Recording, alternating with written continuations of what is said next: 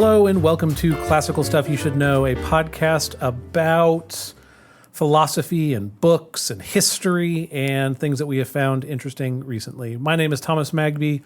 I'm joined as always by Mr. Graham Donaldson. Hello. And Mr. AJ Hannenberg. Hey-o. And today we are, we've talked about I have two kids, and I've been teaching my kid about which way is right and which way is left. And so today AJ is going to walk us through the history of directions, which I'm really thankful for. So you're going to talk through... Just for humans, though. Yeah, our human lefts. The human rights. And our human rights. Oh, my word. I'm very excited for this episode. What a belabored pun. Hey, I got there. Got there eventually. We arrived. Okay, so I'm talking about human rights today, and the reason I decided to do this is because people are often clamoring for their rights, right? They say education is a human right, free healthcare is a human right, forgiveness of student debt is there are all sorts of demands for a specific set of human rights, and I was wondering where they came from and what exactly they are. So I have not yet found their source material, like exactly where they came from, but I did study up on what they are and how we currently see them.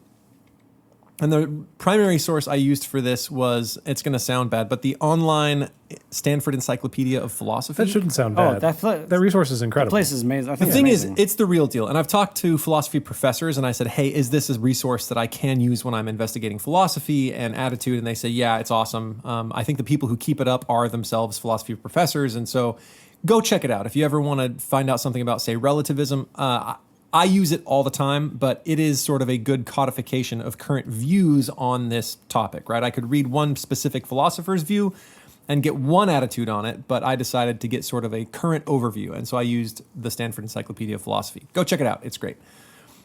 So we are, again, talking about human rights today. So feel free to pipe up when you guys have questions or comments. I'm going to start with the 4 defining features of human rights. These are the parts of the definition. What is a human right? So first, human rights are rights. That's kind of a silly beginning. Yeah. But basically, it's a claim that imposes duties or responsibilities on their addressees or duty bearers. So I have a right. Now, someone is going to have to give me those rights. Does that make sense? I'm making a claim against some outside body. Okay. Interesting. Okay. Right. Or either not give you the rights, but sort of recognize rights. Them, or if they are doing something that is infringing on that, they are bound to stop it. Yes, if they have the power to infringe upon those rights, they're supposed to stop. Well, if they are morally bound is still a question. Why exactly we have to recognize these rights, we'll get to in the future. So they focus on freedom, protection, status, or benefit for the right holders. Weirdly, some human rights seem to do little more than declare high priority goals and assign responsibility for their progressive realization of that goal. For example, the right to public education. There are some countries that simply do not have the resources to offer public education. Sure. And so if you call it the right to public education, well, that's more a goal than it is really a human right. And so often these are still included in the list, even though they are not really feasible for some places to actually affect, right? I myself could not establish public education for people, right? It has to be some place that has the resources and ability to do so. And that means that they probably can't be a country in much poverty. Sure. So this is hard for some countries that don't have access to a lot of resources, which isn't really fair. And it might mean that you as a listener might say, okay, these ones I'm not really going to count as a human right. But that line seems to be shifting, right? Where you're like, just because you don't have the resources to affect it doesn't mean that it shouldn't be accorded to the populace. You guys with me so far? Yes. Tracking. Okay. They may exist. So your human rights may exist as a shared norm of actual human moralities, a justified moral norm supported by strong reasons, a legal right at the national level, or a legal right at the international law level. So it could be an international human right, a national human right, a justified moral norm that has strong reasons, or a shared norm of actual human morality. We'll get a little more into the support and reasons for rights as we sort of move along. So it doesn't matter if it's just like a culturally acceptable norm. It can be just a culturally accepted norm as opposed to making some sort of claims on objectivity or some sort of claims on teleological virtue. We're getting there. Okay. So that's a discussion we'll have in a second, cool. Exactly what are rights based on. Gotcha. That's sort of, I think, what will be our big discussion for today. So right now I'm just kind of giving you the 4 things, the basic tenets of human rights. and then a few things that aren't really included that you may have thought were included. Okay, so thing number 2. So thing number 1 was human rights are rights. Thing number 2 is human rights are plural. There's more than just one.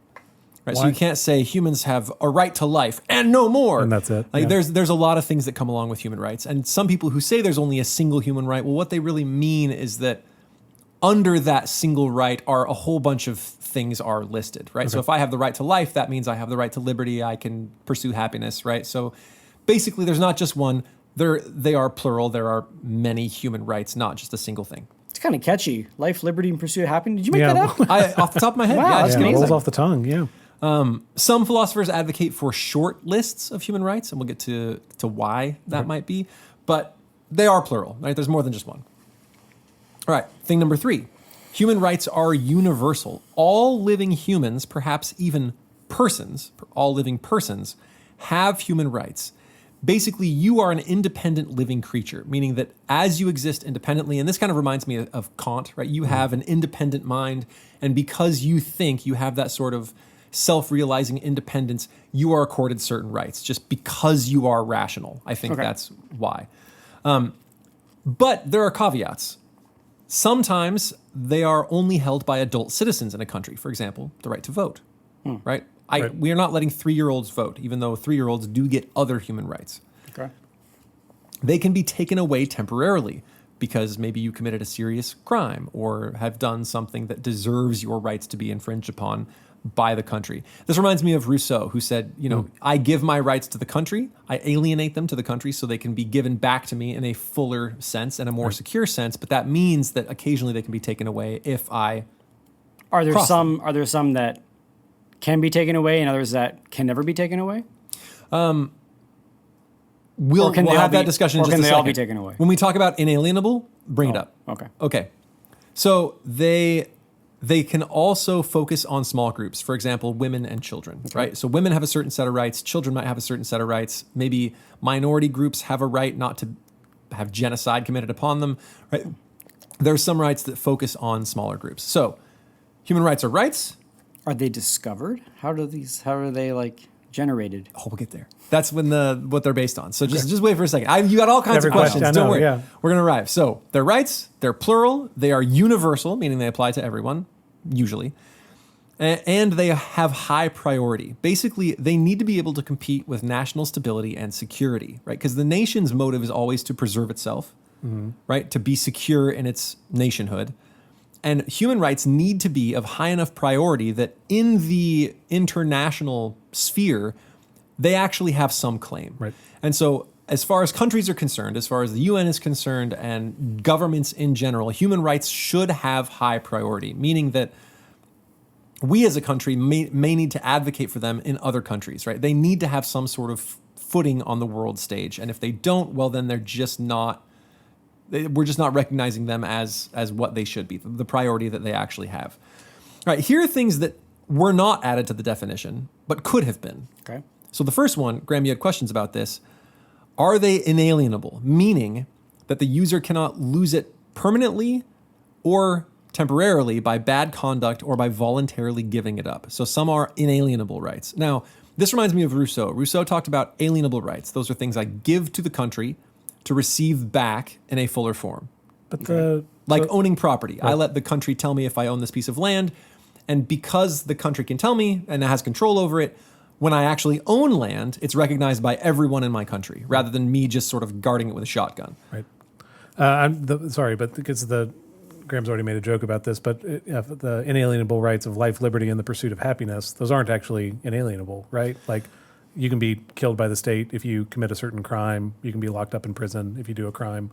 Yeah, which is weird, and that's why I'm still wondering about sort of the definition of inalienable. Right. It's It's They supposed can't to stop me from having a good time. be, well, yeah, and also that would probably limit your happiness. well, I guess if you alienate your life, you're dead, so that's inalienable. But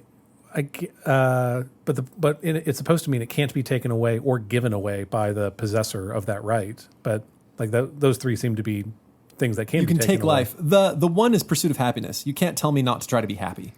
And I can tell you I'm not Yeah. going to try anymore, but I'm probably still going to Put you try. in a pretty. I mean, again, jail's not a great place to be, so that would probably dampen your Yeah, happiness. but it's not going to make me stop trying to be happy. That is right. fair. So the pursuit of happiness is still there. That is one fair. truly does seem inalienable. yeah. Whereas, like, I could conceivably give up my freedom. Is that why? Because it wasn't the original formulation life, liberty, and property. Wasn't that the third one? But property can be taken away. I wonder if the freedom one, liberty, like even if I tell you that I am your slave, Yeah. I have the liberty to try not to be anymore. Yeah. Like I literally cannot give up my freedom of choice. Yeah. Right? I can say that you are in charge of me. Right. But at any point I can decide not to let that happen anymore. Yeah. And maybe at the moment that I really do give up my life, I'm dead. Like I can't conceivably give that up and still be a living person. So those things are kind of inalienable in a sense. I guess they can be taken.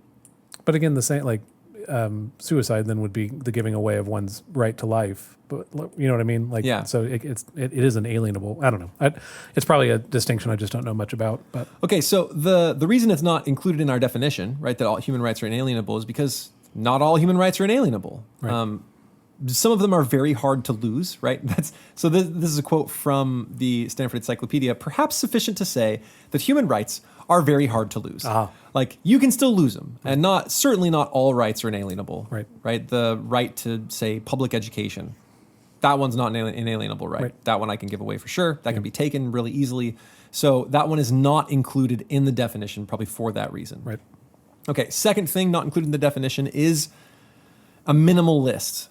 There's a lot of philosophers who say that we should maintain a small list of human rights because if we let it balloon too much, it becomes kind of burdensome. And clearly there are some that just aren't a high priority. And so if we disregard those, we start disregarding others. And so best to keep it simple and small. Advocate for a few that are really important and leave the rest.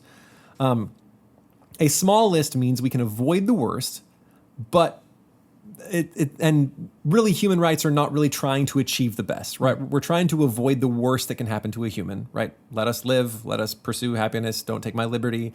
But we're not trying to like create utopia. That's not what human rights are all about. We're just trying to stave off the worst offenses that can happen to a human. We're establishing lowest limits on tolerable human conduct rather than great aspirations and exalted ideals.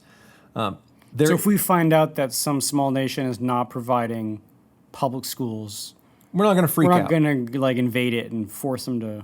Yeah, exactly. Right.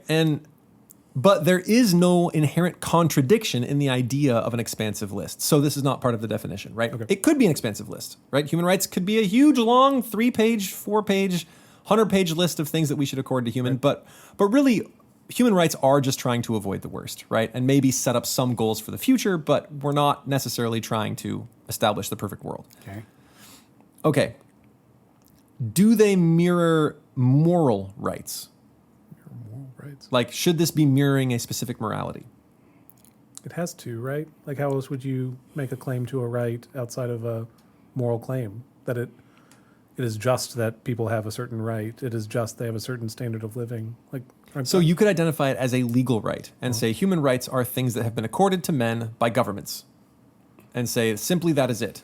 There's no contradiction in saying that. Then you're just passing the buck. Then you have to go like, okay, what framework or what criteria then is government going to use to determine what they're going to do? Is it just the capricious will of the government, and then, or are they ascribing to some sort of other natural law or some sort of idea of morality? Well, that's the hard thing is we're going to talk about this even more, is that if we just identify it as a legal right, then what is the impetus for a government to establish and recognize a new one? Yeah. Basically, we're saying whatever you have decided is a human right is a human right.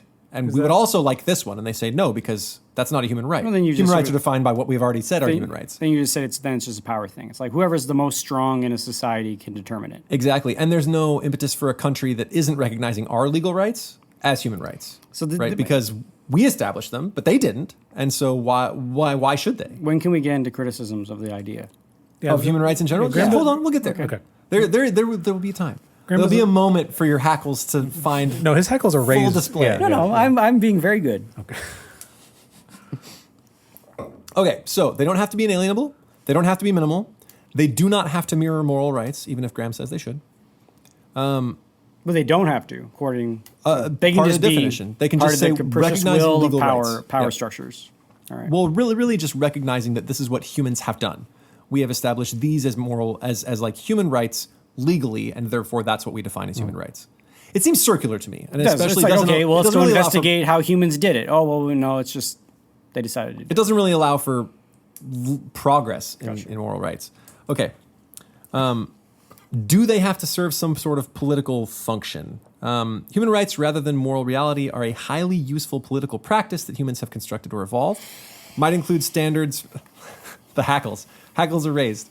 But human rights can exist in a world with only one state. So it's not just an international law. For example, if every country were still destroyed, New Zealand was the only one left, they'd still have human rights.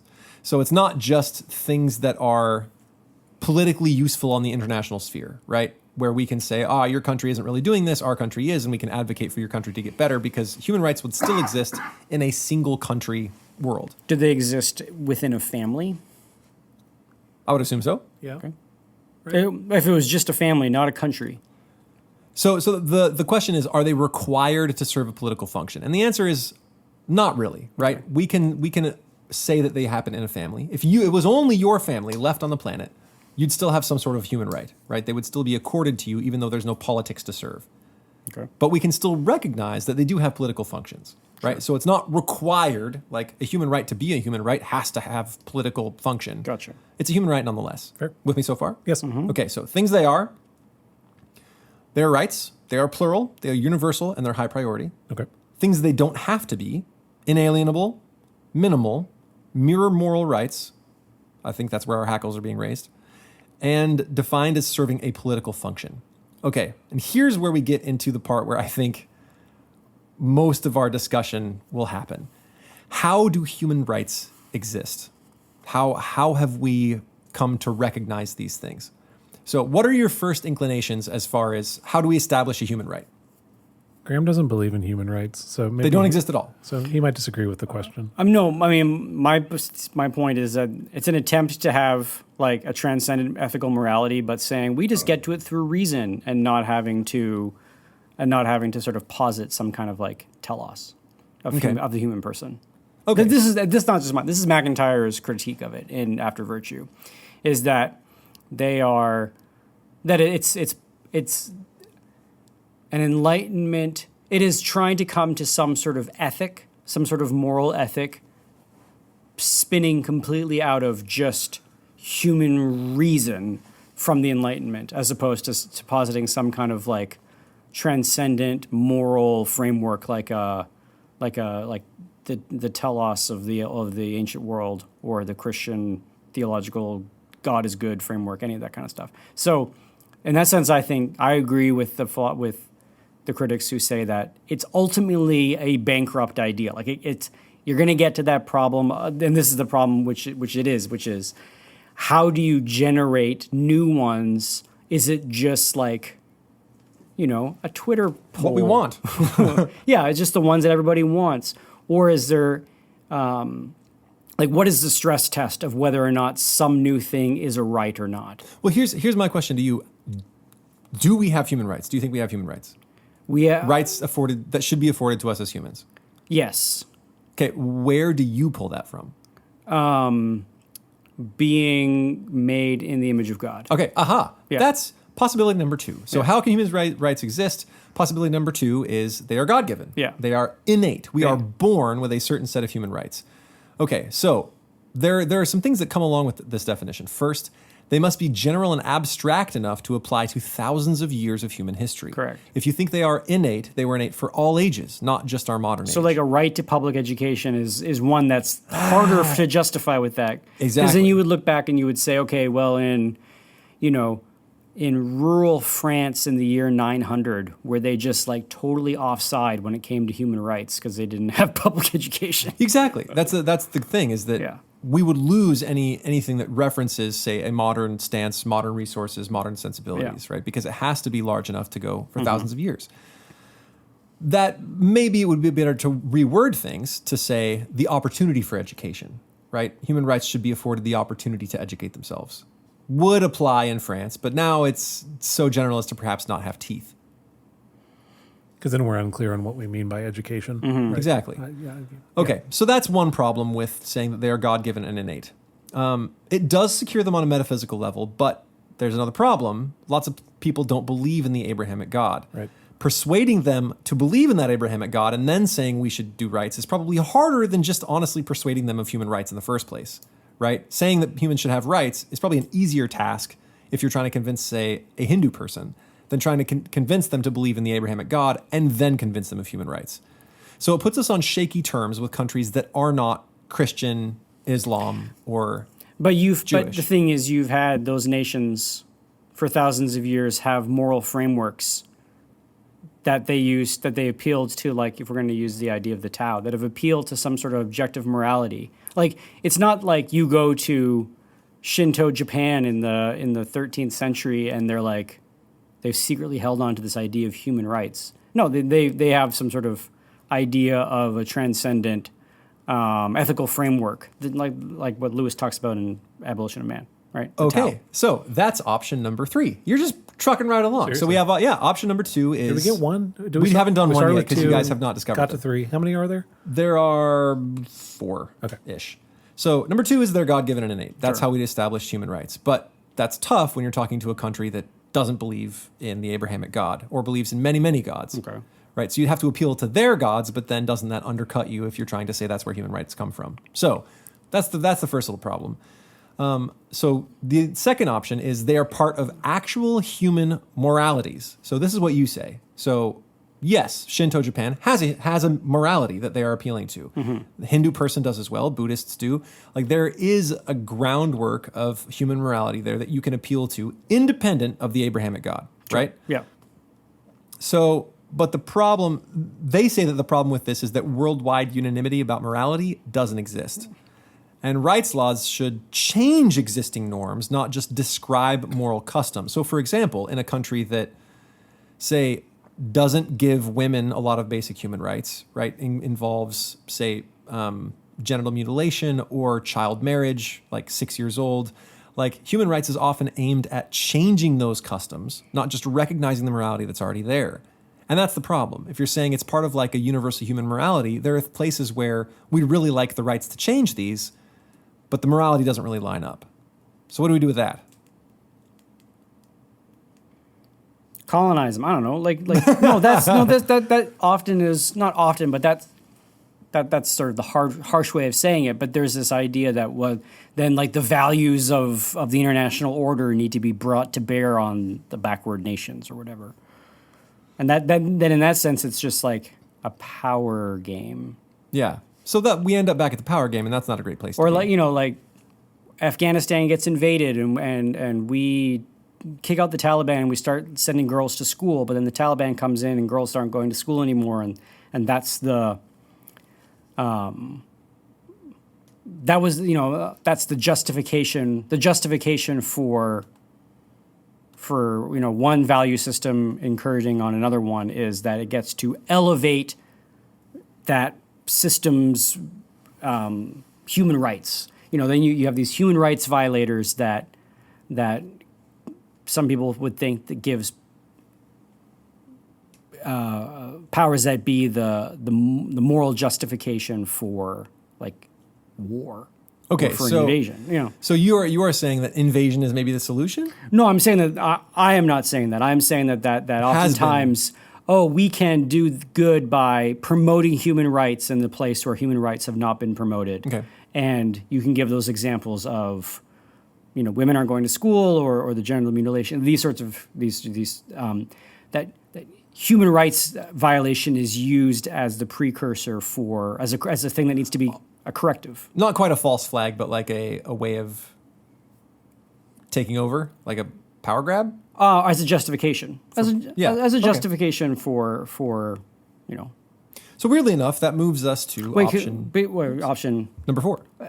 is option 1 just like We assert them. we just sort of assert them based on like crowdsourcing of people's tastes or opinions? Sort of. You guys are really close. Yeah. They exist because they have become part of a country's law. And this is a circular definition. Yeah. Human rights are rights because we say they're rights. Yeah. Yeah. And that is, to me, not a great one. When they're in national law, we talk of them typically as civil or constitutional rights, not human rights. So they're civil rights, the rights of a citizen, whereas human rights are rights no matter what country you're in. it makes them vulnerable, right? Contingent on current policy, and it makes it really hard to enact new ones. If human rights are only rights because we have said so in our laws, that doesn't mean it precludes us from establishing any new ones, right? Then it's just whimsy when we establish new ones. We're like, now this one's a right because we said so. It's a really flimsy way of putting it. So that's option number one, is human rights exist because they're part of the law. They are rights. That's like saying a rock it's because we call it a rock. The next one is it's God-given and innate, but that presents problems because it has to be good enough for thousands of years, and it's hard to convince countries that don't believe in one God to follow them. It's part of actual current human moralities, but those don't always agree. Another problem.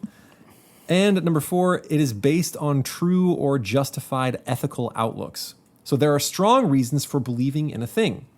It is attempting to formulate a justified political morality for the whole planet, not just describing moral consensus, trying to create one with plausible moral and practical reasons. It requires commitment to objectivity and the problem is that good reasons, what we might call good reasons, is like a thin form of human rights. Like, I have a good reason for this. They might say, we have good reasons not to, right? But this kind of escapes the pluralism or moral relativism of saying everybody has different moralities. We say, look, we have good reasons that we shouldn't be marrying children to grown men. We have good reasons why women should be educated and not mutilated, right? These are like actual good moral things that we can appeal to, politically good reasons and honestly moral good reasons. And whether or not you currently agree doesn't really matter. We have good reasons nonetheless. And so it's like formulating almost a worldwide morality that applies everywhere. Does that kind of make sense? This is the fourth one, correct? That's number 4. How is that any different from talking about like an objective morality? It is kind of is. talking. It is. You have to be committed to the objectivity of it. This is talking about objective morality. It is objectively wrong to marry child women to grown men. It's different from religion, though. Is that what the distinction? I'm just wondering why it's distinctive. What's the Distinctive distinction? from God, Yeah. because I think it's trying to distance itself slightly from saying it's because of the image of God, because not everyone ascribes to that. So Yeah. saying, look, this is moral no matter who you believe in. How? It's a great question. No, Very astute question. Again, right? it's like you're wanting.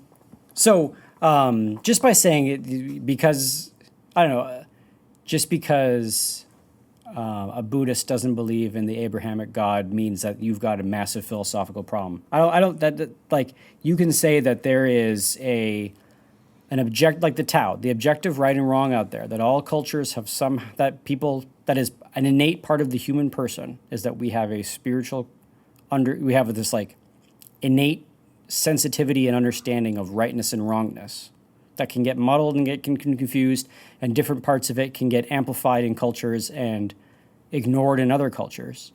But it's from that we can make value claims about the right, what is appropriate for a child, what is appropriate for a woman, what is appropriate, what is... Well, I mean, it seems like you're just talking about option number 4. Sure. It's Okay, that's based on justified, true ethical outlooks. Yeah. But that is... But... You're saying it raises the question of where that justified ethical outlook comes from. And if you're wanting to play the game, if you're wanting to say, well, you don't need to posit some sort of transcendent in order to have those views of the ethical. I think that's a really hard position to hold.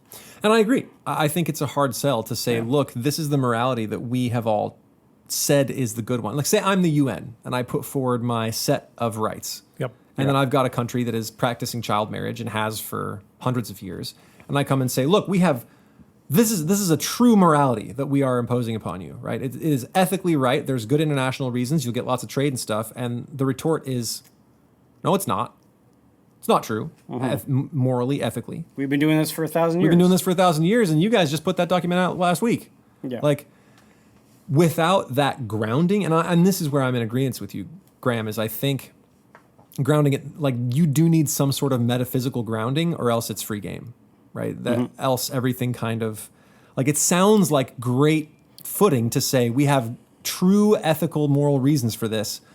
And then the next question is, which ones? What are your ethical reasons? Well, you need to have a standard through which you can mediate those sorts of ethical disputes, where someone says it's better for the community that we married children to adults. it is a good for the community for these 5 reasons. We've been doing it for 1,000 years. And people come forward and say, but it is bad for the individual because of these 5 reasons. And you need to have some sort of standard that can mediate between those 2 claims of goodness. And if the standard is just we're the UN and we've got the bigger bombs, Yeah, that's or not you could good. say human reason, but sometimes human reason can't easily parse those things, or is ineffective. Yeah, I mean, that is the great hope of the Enlightenment, is that human reason can parse those things. Right, but it didn't necessarily succeed. I don't think so. Yeah. Okay, so that's kind of where we're at, is how can they exist? Well, could be God-given, could be just that they are because we said they are, could be part of our generally accepted morality, or it could be like we have actually justified true ethical outlooks, but that raises the question. I don't say begs the question because that's a fallacy. It raises the question, okay, what exactly are your good reasons? The encyclopedia says the best form would be a robust legal existence. So they do exist. They are like internationally codified and said, yes, these are human rights.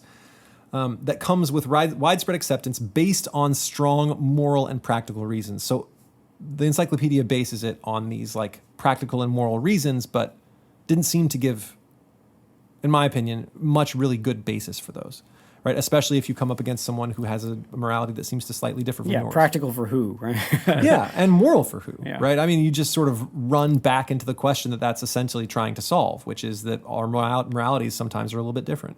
What are you saying, that one of those other 4 options is better?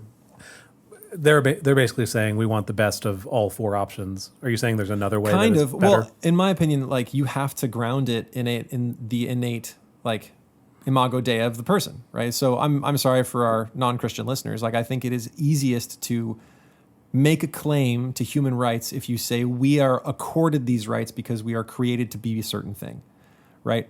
If I say I am the result of millions of years of evolution, and honestly, my personhood is accidental and completely chaotic, I don't know that I can make any claim on anyone else. An illusion of consciousness or whatever. Yeah, and I don't know that I can make any claim on anyone else's behavior towards me when really it's just the existence of the species that matters.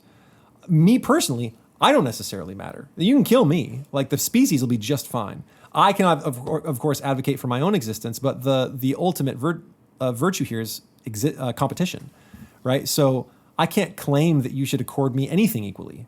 We should compete and let the best man win. I mean, granted, in evolution, there are examples of communities. You have ants, you have bees. Ostensibly, we're probably like that, where we exist better as a community. But then the question just seems to lose all its footing, right? And we still have the question of why we think survival is good, right? There's still the notion of good out there that must be standing on something firm, or else you just say good is good and we can't really appeal to anything else. I don't know. Bees will still kill the queen if she stops laying eggs. Yeah. So there is a good, and just where exactly how you ground that is the question. And I think the easiest way is with the Godhead, right? And then from that you can say, well, that's why I have these true ethical reasons, is because they are true, and there is a morality that's built into us by a deity, and there is where I draw my human rights from. I understand. I think what that sounds like saying is it's easiest to come up with human rights if we agree with people on religious topics. And I think that's the major kind of pitfall there. I know Not just religious topics, but on an overarching human morality.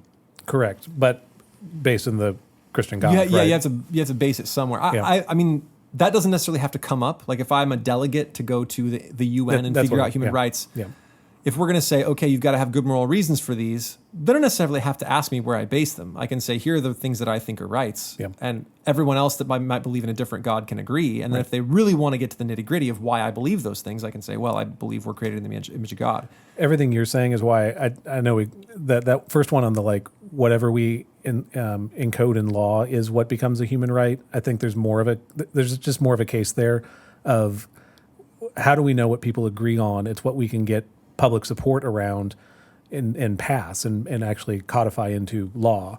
And that's where I think it skips over the moral questions of like why people are proposing things, which is what you're talking about.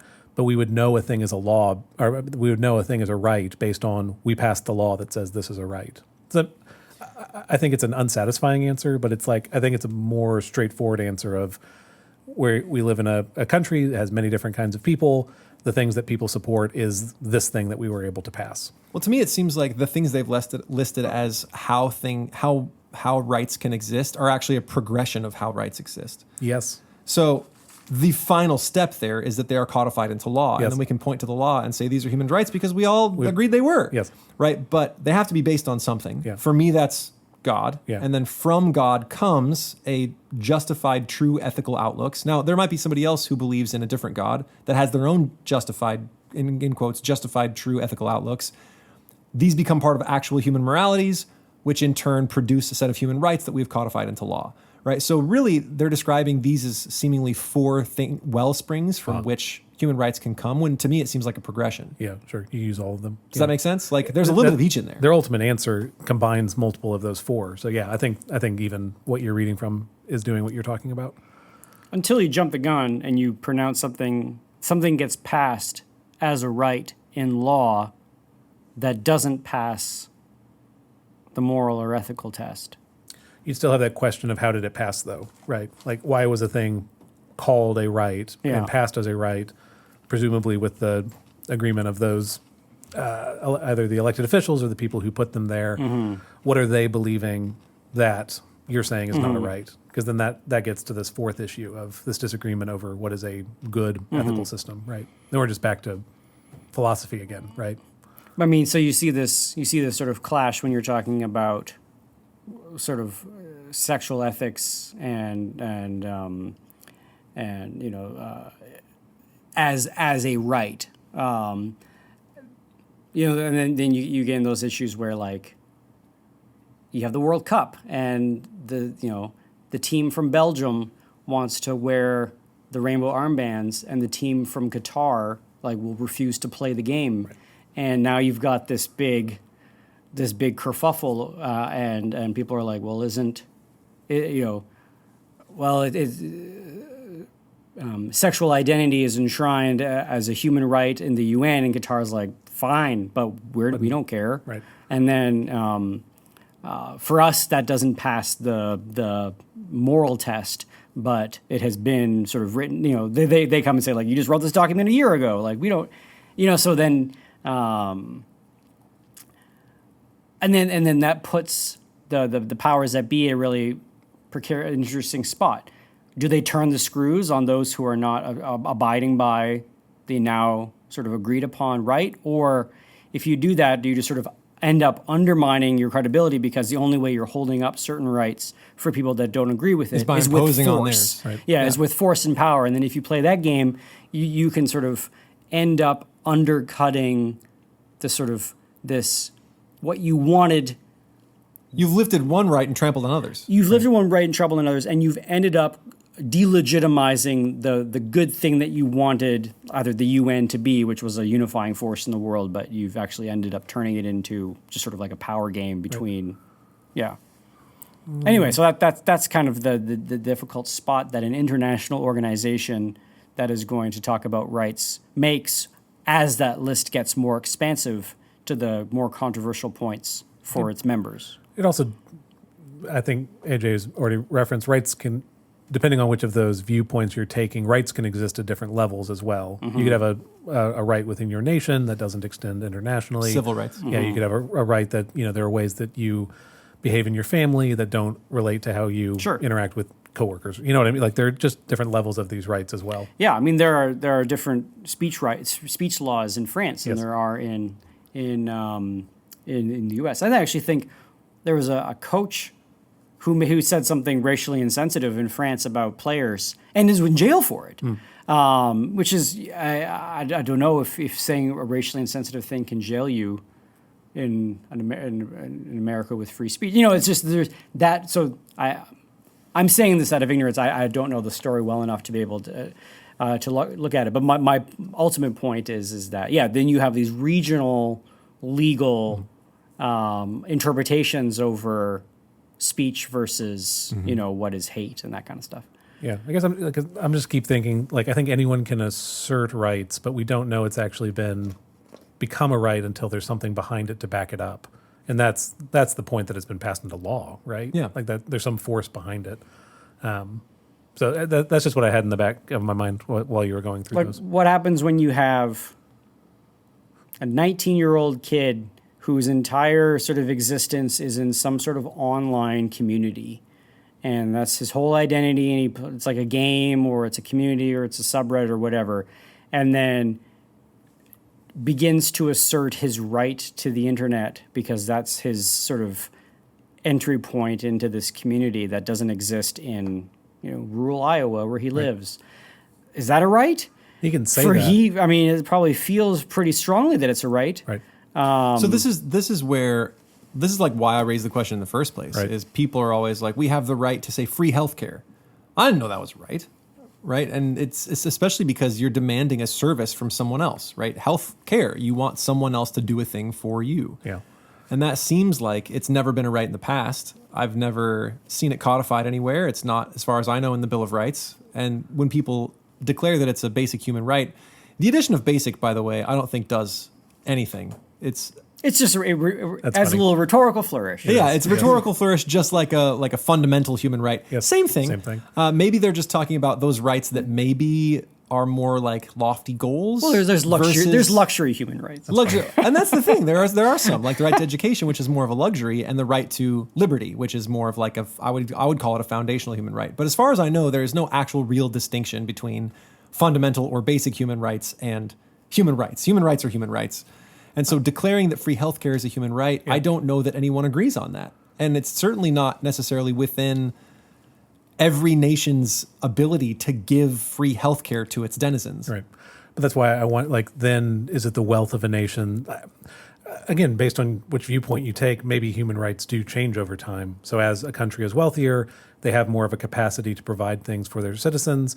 Then, therefore, healthcare should be on the table because it extends human life. And So really, this hasn't solved anything for me. what do you mean? What do you mean? Well, I always thought it sounded silly when someone said free healthcare is a human right, right? But the truth is, if rights are just what have been codified into law, and Then it's not yet a right because it's not codified. well, it's not yet a right, but it could become a right, right? Because there seem to be good practical moral reasons for it. Not let people who are sick die. That seems like a pretty good thing. Yes. But really, this has solved nothing for me as far as what exactly I can say is a human right and what's not a human right. But it sounds like it's just a system that, if it's true, it sounds like it's a system that only exists in terms of a grievance appeal from one rung of society to a different rung of society. Like, for example, if you are on a desert island and you're sick and you are saying like, oh man, I have no access to health care. This is such an infringement on my human rights. To whom do you make that appeal? No one. There's no one on the island. Right. Okay, but you're living in you know. Can I just take that example though? Like Sure. if AJ put you on that desert island, took away all your food and all your water, did he violate one of your rights by putting you there? I mean, I guess so. Okay, can I do a couple things that might help illuminate our discussion? Yes. Sure, but I guess the point I just want to put a cap on the point is that it sounds like this is only a situation that exists in. I was going to say this is the only situation that exists in society, which is another way of saying like it just exists. It's funny. But yeah, it sounds like it sort of bases its existence on like grievances. I can't afford health care, and the rich should be taxed enough that I can. Maybe I don't know. Keep going. So I wanted to offer some of the normative justifications for human rights. So as people say, like, I have good, true reasons for accepting these, they give sort of a list. One of them is particularly interesting, so I'll list them and then say the one that's interesting. So they have prudential reasons, practical reasons, moral rights, human well-being, fundamental interest, human need, and the interest one is agency and autonomy. So we must recognize human rights for the following reason. You are an autonomous person, right? You probably have make some sort of prudential right claim to freedom and well-being, right? I'm an individual. I'm going to move around the world. I'm going to try to claim freedom and well-being for myself. Okay. Because you do that, you have to recognize that everyone else is probably doing the same thing. Okay. Right? So in that way, if you want your rights, you have to recognize their rights. So that's one way that they sort of try to establish Unless I'm a jerk. human rights. Unless you're a jerk, right? In which case, then like You don't have come to. at me. Dignity, fairness, equality, and positive freedom, all like lifted up as reasons. But again, all of those seem to me to have to be supported somewhere, right? You can't just say these are the things we appeal to. You have to show me that those like are part of some moral system. Anyway, so those are some of the things that are posited. There are political conceptions of human rights, which of course describe what human rights are by describing what they do. This seems to be when we've codified them into law. Like, here's what rights do, and that's what human rights are. There are a few pretty common documents that sort of attempted to codify human rights. One is the U.S. Bill of Rights. It's pretty good. Yes. Pretty good. There's another one that is the UN. Let me get the name right here. Universal Declaration of Human Rights. The UN has codified its own list, which is pretty good. And that's not the last one. There's also the European Convention on Human Rights. The European Convention seems to go a little bit deeper into things like trials and tribunals and that sort of thing. So if you are looking for sort of a scale here, you have the American, which is what, like lowest rung of the ladder, and then you have the European, which is a step up the ladder, and then you have the UN, which is trying to say these are rights that are available to all peoples. There are... Canada has one, the Charter of Rights and Freedoms. Sure, yeah. There are 6 families of rights within this Universal Declaration. Number 1, security rights that protect people against murder, torture, and genocide. So safety of the person. Due process rights that protect people against arbitrary and excessively harsh punishments and require fair and public trials. Liberty rights that protect people's fundamental freedoms in areas such as belief, expression, association, and movement. Political rights that protect people's liberty to participate in politics by assembling, protesting, voting, and serving in office. Equality rights that guarantee equal citizenship, equality before the law, and freedom from discrimination. And social rights that require governments ensure all the availability of work, education, health services, and an adequate standard of living. So I looked up health in the UN one, and it says everyone has the right to a standard of living adequate for the health and well-being of himself and his family, including food, clothing, housing, and medical care, and necessary social services, and the right to security in the event of unemployment, sickness, disability, widowhood, old age, or other lack of livelihood in circumstances beyond his control. This seems to me to be a lofty goal one.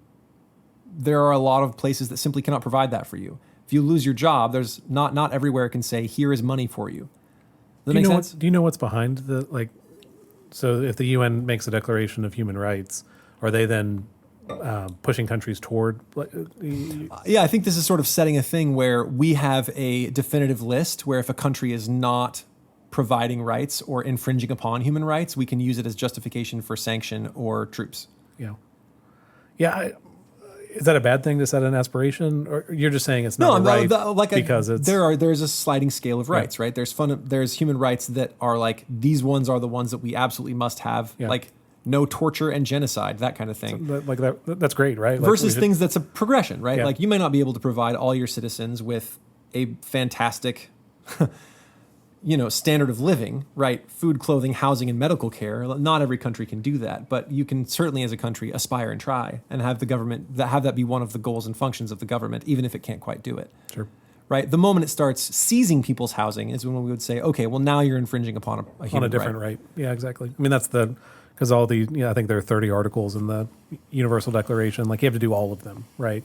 Yeah, and so maybe it's actually shifting my mind where people are saying, free healthcare is a fundamental human right. Maybe not free, but the availability. And to some of us who don't really have a whole lot of money, it's not really available. Yeah, that could be a part of it, right? Because even your language of providing implies that there's like one party giving it to another, as opposed to like the goal of universal or global wealth, right? Allowing people to do these things for themselves, to avoid unemployment, sickness, disability, all that, all those things. I guess I don't.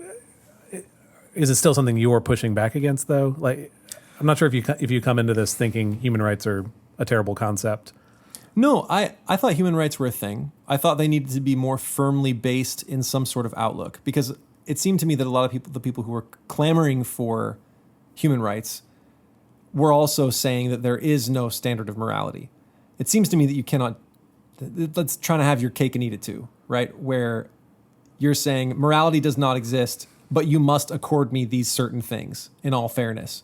it doesn't seem like you can appeal to fairness and say there's no morality, right? A moral relativist cannot they can try to clamor for human rights, but in the end, it doesn't matter. The government can choose what they want. Yes, I don't know. But, and so I certainly believe in human rights. Yeah. It seemed to me that free healthcare was not in the list, yeah. right? Because I'm asking for something from someone else. But maybe the availability of healthcare, like the accessibility of it, is a thing. But it's weird to think of it as sort of a lofty goal that one may aspire to. To me, human rights seem to be just that, the avoidance of the worst.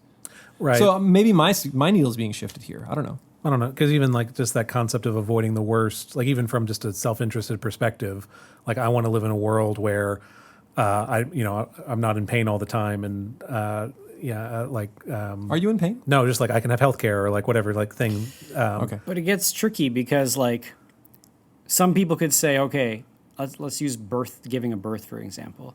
Everybody should have the capacity to have an epidural because that is healthcare, and any sort of place where there is no availability of an epidural for having a baby is an infringement on healthcare. Like you're not giving adequate healthcare, and that's an infringement on human right.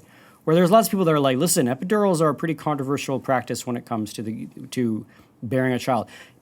Even the modern medicine practices of taking somebody, of bringing the woman to a hospital, there's just so much tradition. There's just very different points of view as to what is constituted as something that's healthy. Some people may look and say the modern way of giving birth to a child is not healthy for the mother or baby, and lots of people say like that's just crazy folk talk. Like, of course it is. This is modern medicine, And so when you have clashes of that,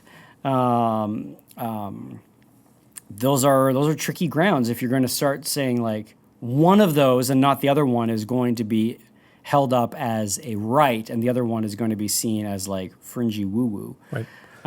You could look and say like unhealthy, like the fact that there's lots of sort of unhealthy food in our modern life is an infringement on our ability to live healthy lives.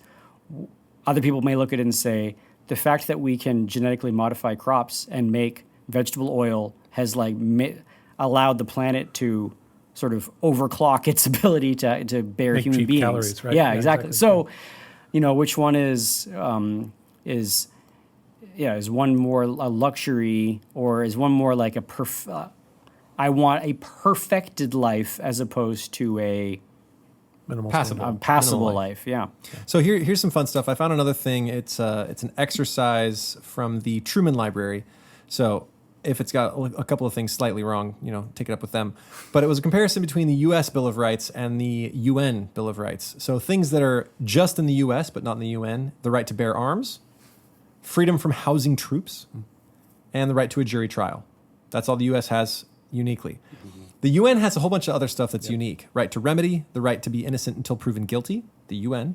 The right to free movement. This one is actually really interesting. It talks about your ability to leave a country. Yeah. You should be able to get out if you want, which is interesting because there's some places that won't let you. Right to asylum, right to a nationality. You have the right to be part of a country. Right to family, right to social security, to desirable work and trade unions. Here's an interesting one. The right to rest. You deserve leisure time. Interesting. That's provided for in the UN. Right, that you get some time off. Right to education, right to participate in culture, adequate standard of living. And then there's a bunch that are in both, right? Freedom of religion, speech, press, assembly and association, unlawful search and seizure, due process, arbitrary arrest, right to a fair trial, freedom from cruel and unusual punishment, freedom from slavery, freedom from discrimination, and the right to vote. So it's interesting, right? It's kind of cool. The one that struck me the most was probably the right to rest. Everyone has the right to rest and leisure, including reasonable limitation of working hours and periodic holidays with pay. That's one of the articles. Again, this cool? is just the joke or the meme is that this is just like very European. Sure. Right? Like, or people in Europe may look and be like, the right to bear arms, like how barbaric. Yeah. Well, remember, this is the UN one, I know. not the EU. The EU has a whole different animal. Right. I guess. But I mean, the UN and the EU, like, pretty closely tied. Yeah, sure, pretty closely tied, but they would have had delegates from all over. But yeah, I guess again, using it as an aspirational document, I don't necessarily see problems. I think we still have the question of like who enforces this or who is making this change happen, or what do we do where there are disagreements on some of those rights. Obviously, like the don't kill people. If there's a disagreement there, that's one thing. If there's a disagreement on what leisure time should look like, like those feel like different scales. Yeah, there's definitely a scale on human rights, and so when say a despot, Yeah.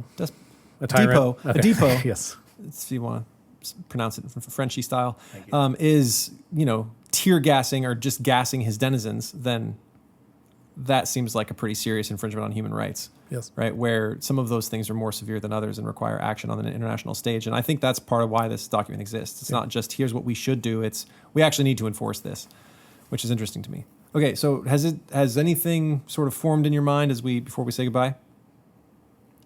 That's time Sure. up. I mean, yeah. I still hold that it's like a severed branch that you're trying to bear fruit.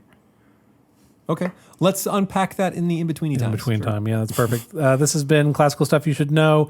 Thank you all for listening. You can find us online at classicalstuff.net. You can find us on Twitter at classicalstuff. You can email us, the guys at classicalstuff.net. And you can patronize us at patreon.com/classicalstuff. There you will find our in-between episodes, which we record after each of our main episodes, and also our monthly AMAs. We also have some previous conference talks that we've given, and it's great. You should check it out at patreon.com/classicalstuff. I think that is it. So and Crone, we see you. You got some Crocs coming your way, buddy. coming your way. That's exactly right. So yeah, thanks everyone for listening, and we'll see you next week. Bye. Bye.